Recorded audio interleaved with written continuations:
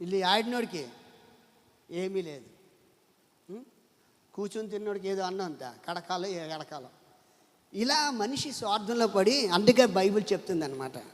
అందుకే బైబిల్ చెప్తుంది ఇక్కడ చెప్పండి, అక్కడ ఏమంటాడు? ధనాపేక్ష సమస్త కీడులకు మూలము. ధనం ఉండడం తప్పు కాదు, అలాగైతే మనం కూలికి వెళ్ళడం అయితే కష్టం. ఇప్పుడు పని చేసినప్పుడు ధనం ఇవ్వకపోతే ఎలాగవుతుంది? ఏమండి, అది ఏదైనా మనము హోటల్కి వెళ్ళి భోజనం చేసామనుకో, వాడికి ఏంటి ఇవ్వాలా? అన్నదాత సుఖీబావా అనాలా? పేట్లు కడిగించేస్తాడు మన చేత. ఏం కడిగిస్తాడు? అన్నదాత సుఖి కాదురా, నువ్వు తినదంతా కక్కురా అని ప్లేట్లు ఇస్తాడు మనకి కదా. అంటే అది ధనము. కానీ ఇక్కడ పాయింట్ ఏంటంటే ధనాపేక్ష. ప్రతి ఒక్కరు కూడా ఈ ధనాపేక్షలో ఉన్నారు, ఏదో సంపాదించేద్దాం అనుకొని. బైబిల్ అందుకే చెప్తుంది కాదు, ఒకానొక దేశమందు ఒకానొక దినమందు ఏదో ఒక దేశానికి వెళ్ళి అక్కడుండి సంవత్సరంలో సంపాదించుకున్న వారులారా, రేపు ఏమి జరుగునో మీకు తెలీదు, మీరు ఇంతలో కనబడి అంతలో మాయమయ్యే ఆవిరి వంటి వారు కాదా? ఎవరు వెళ్ళారు? నేడైనను రేపైనను ఒకానొక పట్టణమందు అక్కడ ఒక సంవత్సరం ఉండి వ్యాపారం చెయ్యి లాభం సంపాదించుకుంటాం అన్న వారులారా, రేపేమి జరుగును మీకు. ఎవరు వెళ్ళి ఒకానొక పట్టణానికి వెళ్ళి సంపాదించుకున్నారు? ఆనాడు హెబ్రీలు, వాళ్ళు ఆ యూదా బెత్తెలము నుండి వాళ్ళు ఆ మలోను కిలోను అనుకుంటాను, ఆ నయోమి అక్కడ ఏదో యెరూషలేము పట్టణంలో కొంచెం నష్టం కలిగిందని దూరదేశానికి వెళ్ళిపోయారు. దూరదేశానికి వెళ్ళారు, ఆ పట్టణానికి వెళ్ళారు. ఆ పట్టణం పేరు మోయోబు దేశం. ఆ మోయోబు ఎలాగైతే శాపానికి వచ్చిందంటే అదే కదా ఇప్పుడు ఇల్లులు పట్టుకొని ఈ హాయందులు కెలికేస్తున్నారు. మీ బైబిల్ బూతులు బైబిల్ అన్నాడంట. ఎలాగుందంట, తండ్రి చేత కాపురం పొంది పిల్లలు పుట్టారంట. ఆ లోతు మనుషుడు రా, దేవుడు కాదు. మనుషుడు తప్పు చేస్తాడు, దేవుడు తప్పు చేశాడు. అక్కడ దేవుడే ఎవరల్లా జాలి లేకుండా జరిగింది జరిగినట్టే రాయించాడు.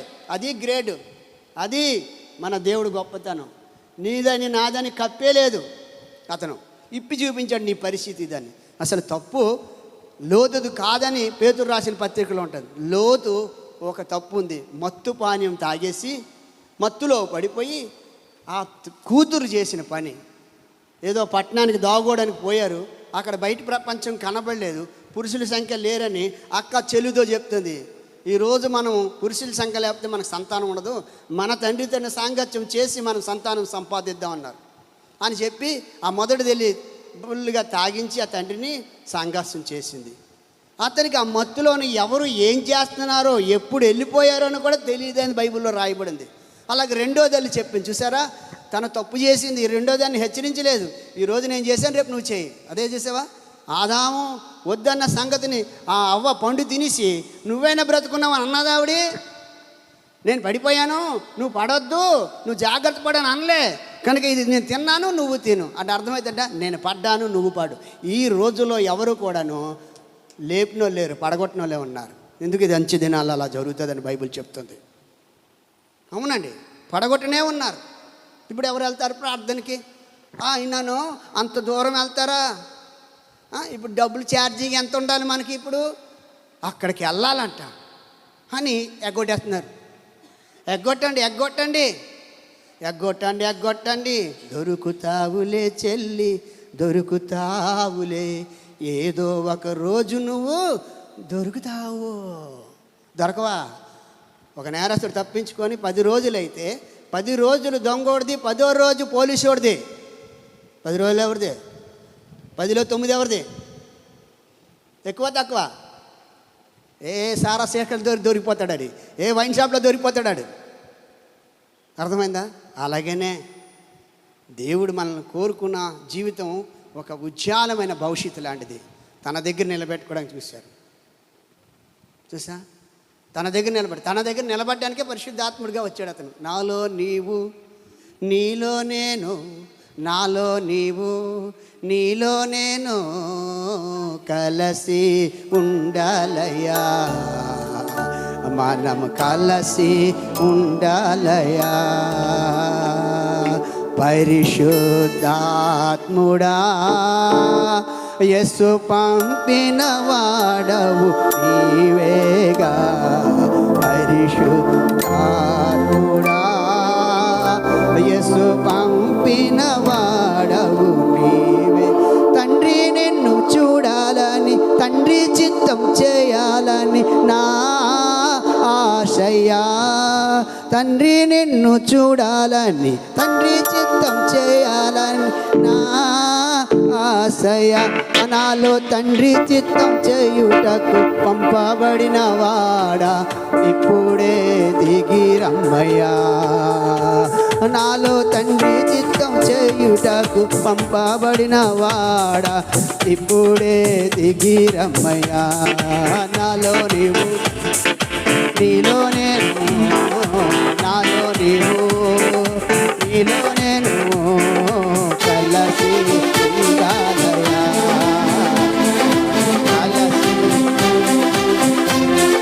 సత్యము నాకు తెలియాలని, సత్యములోనే నడవాలని నా ఆశయ్యా. సత్యము నాకు తెలియాలని, సత్యములోనే నడవాలని ఆశయ్యా. సర్వ సత్యంలోకి నడుపుటకు పంపబడిన వాడా ఇప్పుడే దిగి రమ్మయ్యా. సర్వ సత్యంలోకి నడుపుటకు పంపబడిన వాడా ఇప్పుడే దిగి. నాలో నీవు, నీలో నేను, నాలో నీవు, నీలో నేను కలిసి ఉండాలయా. కలిసి ఒక వాక్యం చెప్పాలన్నా దేవుని ఆత్మ ఉండాలి. ఒక ప్రార్థన చెయ్యాలన్నా దేవుని ఆత్మ ఉండాలి. ఒక పాట పాడాలన్నా దేవుని ఆత్మ ఉండాలి. ఉప్పేమన్నది అన్నీ వేసుకొని చూసుకో, నన్నేసుకొని చూసుకో అన్నది. ఎన్ని చదువులతోనూ ఎన్ని విధానాలతోనూ ఏ గ్రంథాన్ని పూర్తి చేసినా దీన్ని ఆత్మ లేకుంటే చెప్పలేడు. ఆత్మ సాయి ఉండాలి. ఆ ఆత్మే దేవుడు. అందుకే తండ్రి ఆత్మగా ఉన్నాడు, తండ్రి కుమారుడుగా ఉన్నాడు, తండ్రి తండ్రిగా ఉన్నాడు అండి. ఈ ముగ్గురు కాదు, ఈ ముగ్గురు అన్నోళ్ళు వాళ్ళు సన్నాసులే. ఒక్కయే దేవుడు. నీ దేవుడైన యెహోవాను నేను అద్వితీయుడు అన్నాడు. ద్వితీయుడు లేడు, ద్వితీయుడు లేదు. అందుకని అద్వితీయ కుమారుడుగా వచ్చాడు ఈ లోకానికి. మరొక ఆయనలాగా రాలేదు. మనుషులు అందరూ మనం పిల్లలం అవుతాం, కానీ ఆయన వేరు. ఆయనే ఆయన వేరు కాదు. పంపబడినవాడు, వచ్చినవాడు, చెప్తున్నవాడు వేరు కాదు. మనకు ఉన్న అక్షరాల్లో మనం తేడా చేసుకొని తేడాలుగా చెప్పేస్తున్నాం. అందుకే బైబిల్ వాక్యం ఉంటుంది, ఏం తెలుసా, అక్షరానుసారంగా ఆలోచించే వాడికి ఆత్మ ఉండదు, పోతుంది. కానీ అక్షరంలో ఉన్నది ఆత్మానుసారంగా మాట్లాడినప్పుడు ఒక ఆత్మ రక్షించబడిపోతుంది. కంపల్సరిగా రక్షింపబడుతుంది. అది ఆత్మ సంబంధంగా అర్థం చేసుకోవాలి. అందుకనే దేవుడు వాక్యం అంటాడు, ఏ సంగతులు అయితే మీకు ఆజ్ఞాపించానో వాటిని గైకోండి అన్నాడు. మత్తయి సువార్త 28వ అధ్యాయంలో ఆ 20వ వచనంలో మనం చూసుకుంటున్నాం. యేసు ప్రభు వారు చెప్తున్నారు ఆ మాట. మీకు ఏ సంగతులు ఆజ్ఞాపించాను గైకోండి, అదేనమాట. ఆ గైకొనడానికి ఎవరు రావాలి? ఆ ఆత్మ దేవుడు మనలో ఉండాలి. గైకోనండి. ఇగో యుగ సంబంధం వరకు నేను సదాకాలం మీతోనే ఉండాను. ఎంత ఉంటానరా? మీతోనే సదాకాలము నీతో నేను జీవించేదను. ఏ కాలం అండి? ఎండాకాలం, వర్షాకాలం, శీతాకాలమా? చెప్పాలా? ఇప్పుడు ఏ కాలంలో ఉన్నాం మనం? అందుకని 2 రోజులు ఉపవాస ప్రార్థన, ఒక ప్రార్థన చేసినాం. ఎందుకంటే ఎండాకాలంలో ఉన్నాం కదా. ఏ కాలంలో? ఏ కాలము? ఎండాకాలం. మహానుభావుడు మోషే 40 రాత్రులు 40 పొగలు ఉన్నాడు. ఎన్ని కాలాలు? నేను అందుకు చెప్పాను మొన్నటి దినాన, మొన్న 40 దినాలు ప్రార్థనలు అయ్యాయి, 40 దినాలు ఉపవాసాలు. ఎన్ని దినాలు? 40 దినాలు చేశారా? 40 రాత్రులు 40 పొగలు, బకెట్ తన్నీరు, బాల్టీలు ఎగరగొట్టిరు. బైబిల్లో 2 చేశారు. ఒకటి మోషే, 2వది ప్రభు, 3వది కలలేదు. ఈ దినాలు లెక్కెట్టుకొని చెప్తున్నారు. 40 దినాల్లో అలా నడిచారు, ఆ యొక్క ఐగుప్తు దేశం నుంచి దినాలు, ఆ దినాలు లెక్కెట్టి చెప్తున్నారు. అవి ఉన్నాయి దినాలు, అంతేగాని చేయటం గురించి చెప్పాలి. అలాగా మనల్ని ఏడిపించి భక్తి చేయడు మన దేవుడు, ఏడిపించి భక్తి చేయడు. ఆయన మొన్న చెప్పాను, ఆయన శిలువ మనకి కన్నీరు కాదు, ఆనందం. ఎందుకంటే శిలువ లేనిదే విలువ లేదని దేవుడు వాక్యం చెప్తుంది. శిలువను గూర్చిన వార్త నశించువాడికి వెర్రితనం, రక్షింపబడుతున్న పాపికి దేవుని శక్తి. ప్రజలారు అర్థం చేసుకోండి. కనుక ఎప్పుడు ఏలాకాలం మోసపోకూడదు, దేవుడు ఎక్కిరింపబడ్డాడు. ఎప్పుడు ఏలాకాలం భక్తి చేయకూడదు, చేస్తే సరిగ్గా చేయాలి. అప్పుడు ఎక్కువగా ఇలా ఉపవాసం కాదు. నాకంటే 2 కిడ్నీలు పాడైపోయి పరిస్థితులు అతలాకుతలై, ఈ మందులు వేస్తే మరొక వేది వేయకపోతే ఆ ప్రోటీన్ కంట్రోల్ అవ్వటం లేదు, ఇప్పటికీ కంట్రోల్ అవుతుంది. పరిస్థితులు అలాగున్నాయి. కనుక ఎస్తేరు యూదులు రక్షింపబడాలని 3 దినాలు ఉపవాస ప్రార్థన చేసింది. యూదులందరూ ఏమైపోయారు? రక్షింపబడ్డాడు. హామాను అనేవాడు కుట్రాడు, హెబ్రీని చంపాలని రాజు దగ్గరికి వెళ్ళి, అసురసు రాజు దగ్గరికి వెళ్ళి ఒక ఒప్పందం పెట్టుకొని, ఒక ఉంగరం పెట్టుకొని, ఆ ఉంగరాన్ని ముద్రించి ఏసియండి హెబ్రీలు అందని అన్నాడు. ఆ సమయంలో మొద్దుగా ఎంత కష్టపడ్డాడు, కన్నీళ్ళు కార్చాడు. గోనె బట్ట ధరించుకొని బుడిలో కూర్చున్నవాడు రాజస్థలానికి రాకూడదు అందుకని కిటికీ దగ్గర, తలుపు దగ్గర కనిపెట్టుకొని ఉన్నాడు. ఎవరో చెప్పాడు, అన్న పుస్తకం వెళ్ళి, అమ్మా అగా ఆ ముద్దుగా చూడు ఎలాగున్నాడంటే, బట్టలు ఇచ్చింది వేసుకోమని, బట్టలు ఇసిరి పారేశాడు. ఏదైనా ప్రయత్నం చేయు, మన యూదు జాతులు అందరూ కూడా చనిపోబోతున్నారు అక్కడ. ఆ కపటంగా ఉన్నట్టు వాడు చంపడానికి రాజు దగ్గర తీసుకున్నాడండి. ఆవిడంటే అది నేనేం చేయాలి, ఇప్పటికి ఇన్ని దినాలు పెట్టి రాజుగారి దగ్గరికి నేను వెళ్ళలేదు, ఇప్పుడు నేనేం చేయలేని పని. అప్పుడు పెంచాడు ఆ ముద్దుగా ఎస్తేర్ని. ఏం గేరెక్కిందా నీకు అడిగాడు. రాజు సన్నిధిలో కూర్చున్నంత మాత్రం నువ్వు తప్పించుకుంటావా? ఈ యొక్క యూదులకు ఎక్కడి నుంచి రక్షణ రావాలో వస్తుంది, కానీ నువ్వు నీ కుటుంబం నాశనం అయిపోతాడని భయం పట్టుకుంది. అక్కడ హెచ్చరిక మనిషిని బైక్ పట్టుకోవాలి. ఈరోజు హెచ్చరించినా సరే దులిపేస్తున్నారు ప్రతి ఒక్కరు కూడా, ఏమవదులే అనుకుంటున్నారు. దేవుడి ద్వారా హెచ్చరిక వేరు, మనుషుడి ద్వారా హెచ్చరిక వేరు. కొంతమంది తన స్వార్థానికి ఆ మందకు సరిగ్గానే మేత పెట్టకుండా వాళ్ళు అలాగే ఉంచేసుకుంటారు. వాళ్ళ ఆత్మలు ఎదగనివ్వరు. ఒకవేళ నువ్వు ఇక్కడి నుంచి వెళ్తే శాపం పడిపోతావు, నువ్వు అక్కడి నుంచి వెళ్తే ఇలాగైపోతావు, నీ మరణం వచ్చేస్తుంది, అది వచ్చేస్తుంది. ఒకవేళ భయపరుస్తున్న వాళ్ళకి దేవుడు పిలిపోయిందనుకో, ఇదిగో చూసా నా ద్వారా అయిపోయింది అంటుంటారు. మన దగ్గర నుంచి రావాల్సింది చావు శాపం కాదు, దీవెన రావాలి. మరణమో రోగమో అది దేవుడి వల్ల వస్తుంది, అది మన దగ్గర, దాన్ని మనం ఎత్తి చూపించకూడదు. మా దగ్గర లేకపోవడం పెట్టి ఇలాగైంది, చూసావా ఎలాగైంది. ఎప్పుడు దర్శనాలు, చచ్చిపోయిన దర్శనాలు వస్తాయి అంటే, ఎప్పుడు నువ్వు బ్రతికిన దర్శనాలు ఏం రావు. అసలు దర్శనం అంటే అసలు విధానం ఏంటి? బైబిల్ గ్రంథంలోన దర్శనం నెరవేర్చబడాలి. చూడండి, కొర్నేలుకి దర్శనం వచ్చింది, పేతురికి దర్శనం వచ్చింది. కొర్నేలు దర్శనం ప్రార్థన చేసుకుంటుంటే ఆ యొక్క దేవదూత వచ్చి నీ ధర్మ కార్యములు, నీ నీతి కార్యములు అన్నీ కూడా దేవుని వద్దకు వెళ్ళింది. ఏమన్నాడు తెలుసా? నీ ప్రార్థన దేవుడి దగ్గరికి వెళ్ళిపోయింది అన్నాడు.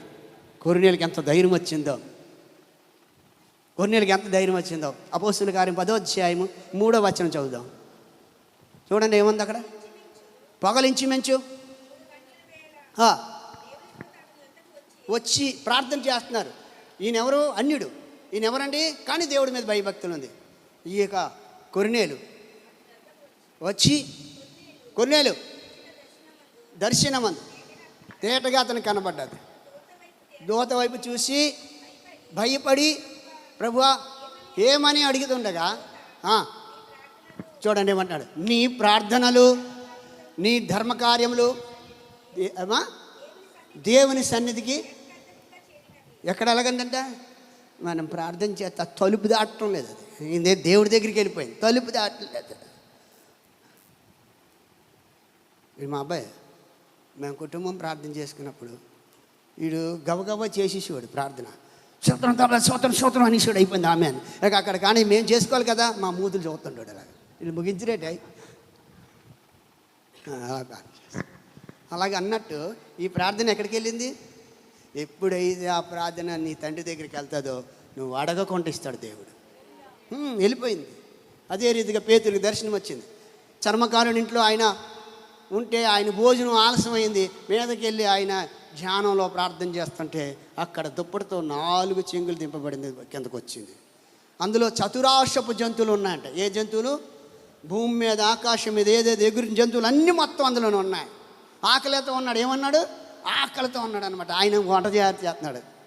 దాని చేతి అప్పుడు స్వరం వస్తుంది, పేతురు దాన్ని తీసుకొని చంపుకొని తిను. అది ఎలాగొన్నా తెలుసా? పురుగులు, పాములు, తేళ్ళు, జర్లు రకరకాల బిలబిల ఆడుతుంది.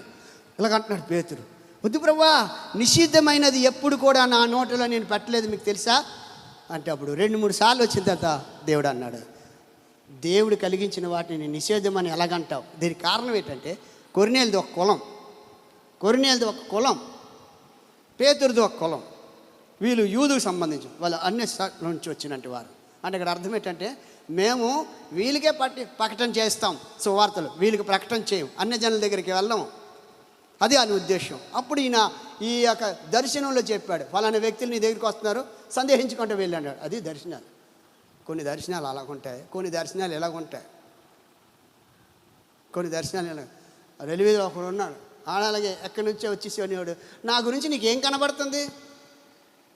నేను మంచోడు కాబట్టి నీ గురించి నాకు పోయే కాలం కనబడుతుంది. అదే మరి ఏంట్రా, నువ్వు విన్న వాక్యం మీద నీకు నమ్మకం లేదా? కొందరికి వాక్యం మీద నమ్మకం ఉండదు. అనే కాదు, సేవకులు కూడా అలాగే ఉన్నారు. వాళ్ళే కాదు, ఎప్పుడు వాళ్ళు గొప్ప చేసుకోవడం చూసుకుంటున్నాను. బైబిల్లో బాప్టిస్ట్ యోహాను అంటాడు, ఆయన హెచ్చాలి, నేను దిగాలి. ఆయన హెచ్చాలి, నువ్వైనా ఆయన హెచ్చించు, నేనైనా ఆయన హెచ్చించాలి. మనం హెచ్చు పొందడానికి అరుగులము కాము. ఆయన కృప ద్వారా మనం నీతిమంతులు అయ్యాం, కానీ మనం భక్తి ద్వారా మాత్రం అవ్వలేదు.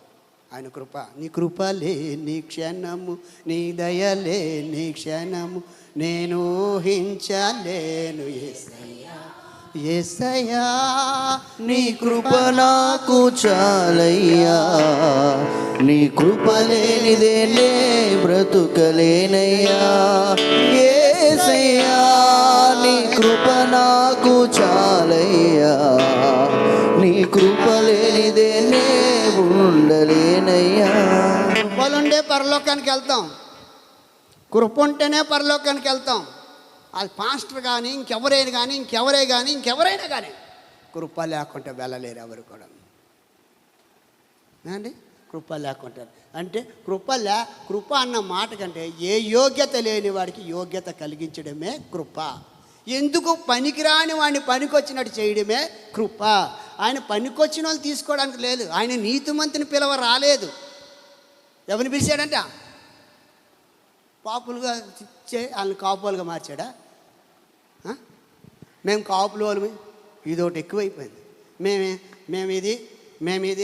మేము దళితులు, మేము కమ్మ, మేము బాపన లుంగి ఊడిపోతుందా కట్టుకోలేరు వాళ్ళు. ఇవన్నీ పెట్టుకొని బ్రతికి సామాన్యమైన ప్రజల్ని అదే ఆయన చనిపోవడానికి ఆ యొక్క ప్రవీణ్ పట్నాయక్ గారు చనిపోవడానికి కారణం ఏంటి? పడాలి గారు చనిపోవడానికి కారణం ఏంటి తెలుసా? ఆయన ఒక బిల్లు పెట్టాడు.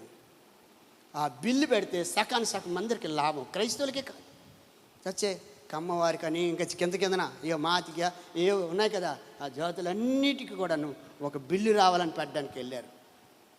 ఆయన్ని లాయర్లు జడ్జి అడుగుతున్నారు, నీ లాయర్ ఏదని అడిగితే, నా లాయర్ వస్తాడు, నాకు మనుషులు అనేవారు లాయర్ లేరు. ఆయన ఏమంటాడు, మా లాయరు కింగ్, నా రాజు అని ప్రకటించేశాడు. ఇప్పుడు 60% వాళ్ళు ఉన్నారు, 40% ముస్లిమ్స్, మేమందరం కలిపి కింద జాతి వాళ్ళు ఉన్నారు. ఈ 40%కి ఒక స్వాతంత్రం రావాలి. సనాతన ధర్మంలోన ఈ బ్రాహ్మణులు అనేవారు పెళ్లి చేసుకునే దానికి ఆ బ్రాహ్మణుడి దగ్గర 3 రోజులు పడుకోవాలంట. అది సనాతన ధర్మంలో ఉన్నట్టు విధానం అంటది. ఇలాంటివన్నిటిని పాతకాలంలో ఉన్నవన్నీ కూడా ఏంటంటే వీడి మామూలు తక్కువ జాతి వాడికి ఏంటంట, మూతికి ముంతంట, ఆ యొక్క ఒక గోచి కట్టుకోవాలంట, వెనకాతలు ఒక తాటే కట్టుకోవాలంట, వాడు జోళ్ళు తీసుకొని నడవాలంట. అలాంటి సీన్లు మళ్ళీ తేవాలని దీన్నే ఆ బోసుకొద్దుడు చెప్తుంటావు. ఆవిడాడు తెలుసా,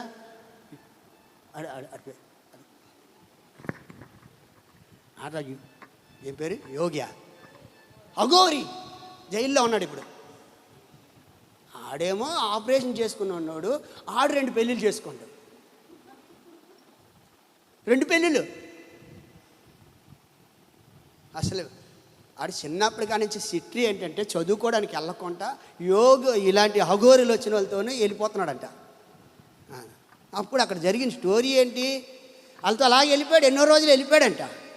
వెళ్ళిపోయి నేను కూడా మీలోగా అఘోరిగా అవ్వాలి, నేను కూడా కకృతిలోడు అవ్వాలి. ఎంత విధానం అంటే చండాలమైన మాటలు అవన్నీ కూడా. వాడు అఘోరులతో సాంగత్యం చేయడానికి ఆడవాళ్ళ తయారయ్యాడు. వాడు ఆపరేషన్ చేసుకొని లింగ ఆపరేషన్ చేసుకొని అక్కడితో వాళ్ళతో సాంగాత్యాలు చేసుకొని తను తగిలిస్తారు. కానీ ఆడు బుద్ధి పోలేక సమాజంలోకి వచ్చి నేను ఒక అఘోరి అనుకొని చెప్పుకొని వచ్చాడు. మరి అఘోరి ఎందుకురా యవ్వన జీవితాలు పాడు చేశావు? ఆ వర్షిణి అనే అమ్మాయిని వాళ్ళ ఇంటికి 10 లక్షలు తీసుకున్నాడు, మీకు ఏదో పూజ చేయిస్తాడంట. ఇంకొక అమ్మాయిని తీసేసుకున్నాడు అంట. వీళ్ళు అడుగుతుంటే వీళ్ళు చెప్పడం చూడండి ఎలాగొంది, మాకు ఆయన నచ్చాడంటే. ఎవడా బోడిగొద్దుడు? అవునండి, నవ్వుతున్నారేంటి?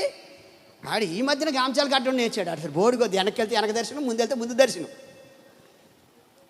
ఏ దర్శనం ఎత్తున్నాడు? 2 దర్శనాలు, ఒక దర్శనంతో సరిపోలేదు, 2 దర్శనాలకు వెళ్ళిపోతున్నారు అందరూ కూడా. మనుషులు అలా తయారండి. ఏం నవ్వుతారేంటి? మనుషులు అలా తయారు. ఎవరండి వీళ్ళని అలాగా పైకి ఎచ్చిస్తున్నారు? మనుషులు కాదా? ఎవరు పైకి ఎచ్చారు? వాక్యాలు నమ్మరా? వాటిని నమ్ముతారా? అబద్ధాలు నమ్ముతారా? ఆ అబద్ధాన్ని ఖండించినందుకు ఈ దైవజనుడికి ఇలా చేశారు అని బిల్లు వేసేసాడు వెళ్ళి. నిజంగా బిల్లు గెలిస్తే మనందరికీ స్వతంత్రం వచ్చును. కానీ చంపేశారు. ఏంటంటే తాగుతూనే ఉన్నాడంట. ఎక్కడ? హైదరాబాద్ నుంచి తాక్కునే వస్తున్నాడంట. డూప్లికేట్ మనుషులు పెట్టి అందులోన ఎవడైనా దాని గురించి చెప్తుంటే చంపేస్తారంట, చేసేస్తారంట, అదే చేసేస్తారంట.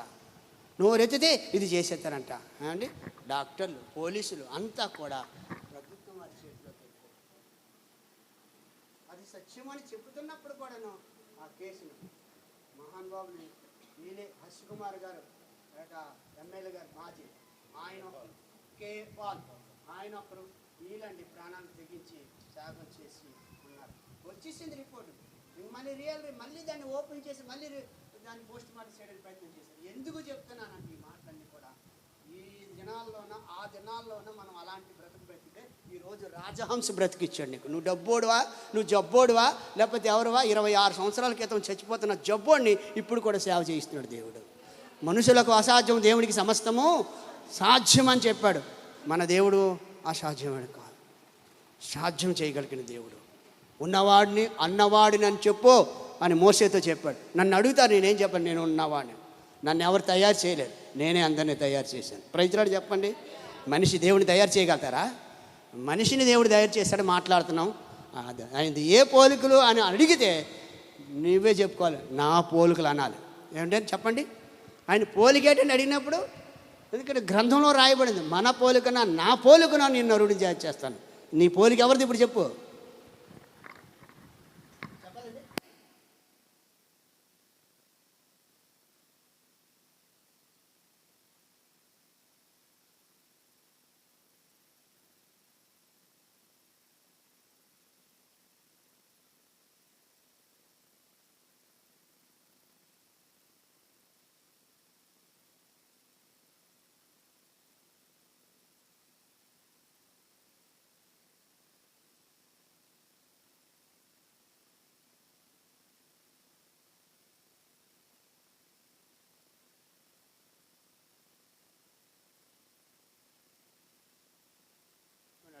ఏ పోలికలో మానవుని పుట్టించాడో ఆ పోలికలను పాపులు రక్షించడానికి దేవుడు వచ్చాడు ఈ లోకాన్ని. అందుకే దేవుడు ఏమన్నాడు? నీవు నీ సొత్తు కాదు, నా సొత్తు నేను విలుపెట్టుకుని. కాబట్టి ఇక్కడ మనుషులు ఎక్కడ పాడుకోరు? స్వార్థం, ధనాపేక్ష, సమస్తమైన అక్కడ అందుకే చెప్పాడు. అందుకే కొందరు ఎందులో పడ్డారు అన్నాడు. మరి తిమోతి రాసిన పత్రికలోన ఆ ఆశ ఉన్న వాళ్ళు అందరూ ఎందులో పడుతున్నారు? ఆ ఆశ ఉన్నోళ్ళు ఈరోజు అంతు పంతు లేకుండా దేవుడిని వదిలేస్తున్నారు, ప్రార్థన వదిలేస్తున్నారు. ధనవంతులు అవుటకే అపేక్షించి ధనవంతులు అయిపోవాలి మనం. శోధనలోను ఈ ధనవంతులు ధనం సంపాదించుకున్న ధనం ఎప్పుడైతే సంపాదించుకున్నాను, ఖచ్చితంగా చెప్తున్నాను, ఖచ్చితంగా చెప్తున్నాను, ఇక్కడున్న కాలు ఇక్కడికి వస్తుంది. ఇలాగా ఎక్కడుంది ఈ కాలు?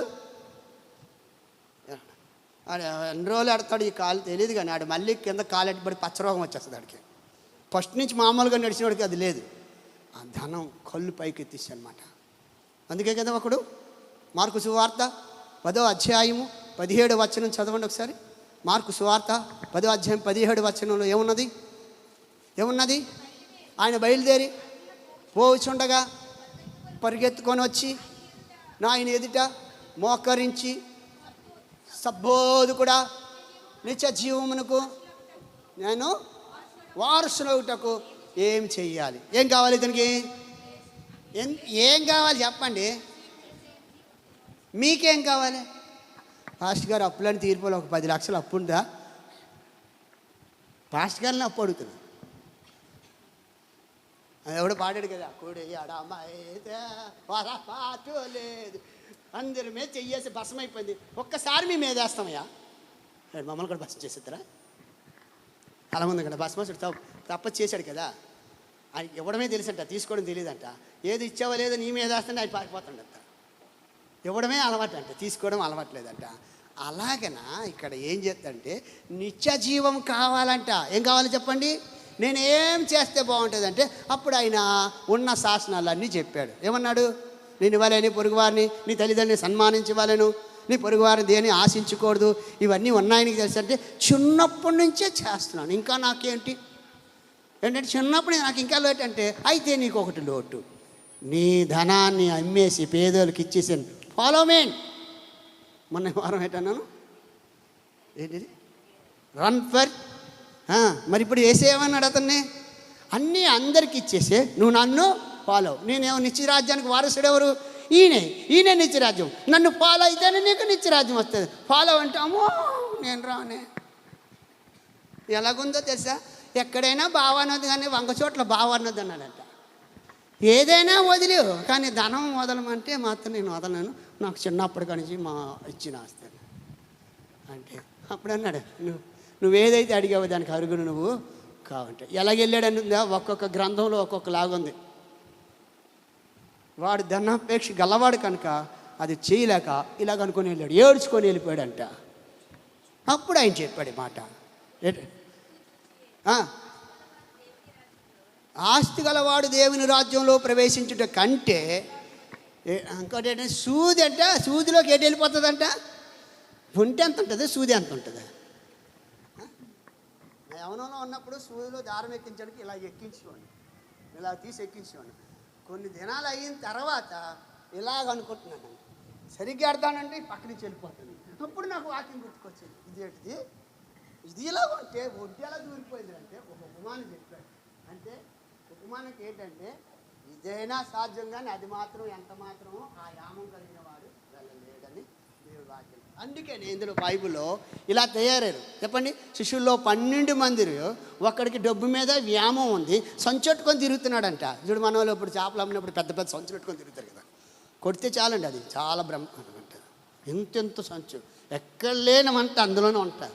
అలాగే ఎక్కడ లేని డబ్బు అంతా కూడా ఈ యోధ ఏం చేశాడు తెలుసా? ఇందులో వేసుకునేవాడు అనమాట. అంటే దాన్ని ఏముంటుంది, సౌకర్య ఏదో పోస్ట్ ఉంటుంది కదా, అలాంటి పోస్ట్ అది ఎత్తుకున్నాడు. కాబట్టి అతనేం చేశాడంటే ప్రియులారా, ఎన్ని విధాలుగా యేసును రాజుగా చేసేసి దాని వెనకాతలు వీళ్ళు మంత్రులుగానే ఏదో గెటప్ అయిపోవాలనే ఉద్దేశంతోనే ఏమండి ఒక దగ్గర రాయబడి ఉంటుంది యోహన్లోన, ఏదో తీసుకొచ్చి రాజు నువ్వేనంటే తోసి పారేశాడు ఆయన. ఎవరు? యేసుప్రభు వారు తోసి పారేశాడు అవతలోన. ఆయన ఈ లోకంలో రాజుగా ఉండడానికి రాలేదు, రాజుగా వస్తున్నాడు. ఇప్పటికి రాజు అవ్వలేదు, ఆయన రాజు వస్తాడు. ఎందుకు తెలుసా?